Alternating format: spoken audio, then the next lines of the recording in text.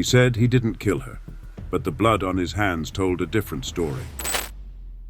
In the peaceful town of Pine Hill, the shocking murder of Jennifer Johnson shattered the calm of a close-knit community.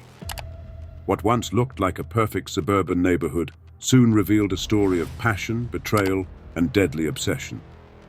Two couples, Daniel and Linda Garner, and Mark and Jennifer Johnson, were more than just neighbors. They were close friends who shared dinners, vacations, and eventually a dangerous secret. Daniel was a respected architect, admired for his charm and creativity.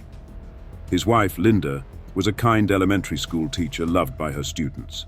Mark Johnson worked as a financial advisor, known for his easygoing nature, while Jennifer, his beautiful and lively wife, was the heart of every gathering. Their friendship took a dark turn one evening during a dinner party. Fueled by wine and curiosity, the couples discussed the idea of wife swapping. What started as a daring experiment soon became a regular arrangement, bringing excitement and danger into their lives. At first, everything seemed fine. Both marriages appeared stronger, and their secret only made them feel closer. But beneath the surface, something was changing. Daniel began to develop deep feelings for Jennifer. What began as attraction turned into obsession.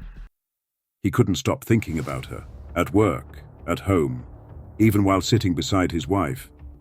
Linda noticed the change. Her husband grew distant and irritable. He talked about Jennifer constantly and looked for excuses to spend time with her. Jennifer, too, began to feel uncomfortable. What once felt thrilling now felt wrong. She told her husband Mark, but he brushed it off, unaware of how serious it had become. Things came to a head during a weekend trip to a lakeside cabin. Daniel monopolized Jennifer's attention, following her everywhere and ignoring his wife. One night by the fire, he crossed a line, telling Jennifer he wanted to leave everything behind and start a new life with her. Jennifer was shocked.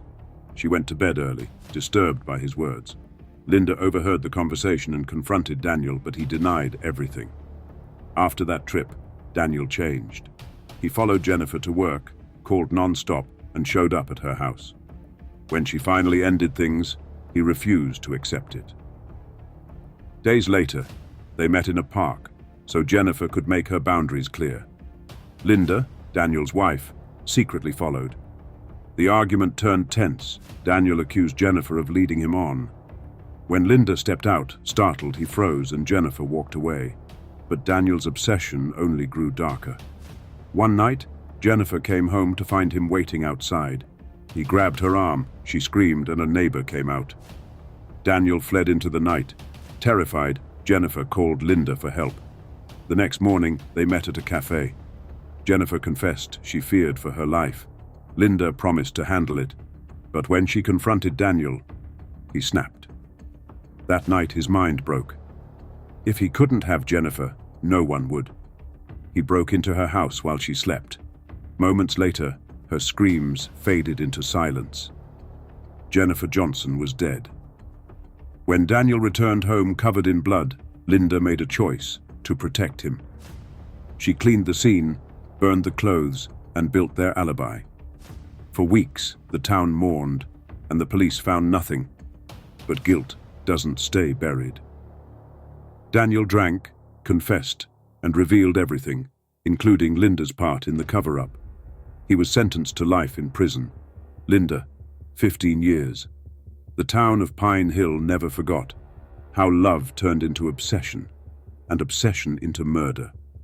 Mark Johnson, left to grieve the woman he loved, found some peace knowing justice had been served.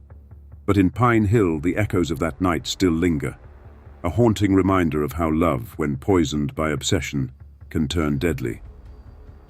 Don't forget to subscribe, because the next story might just change what you believe.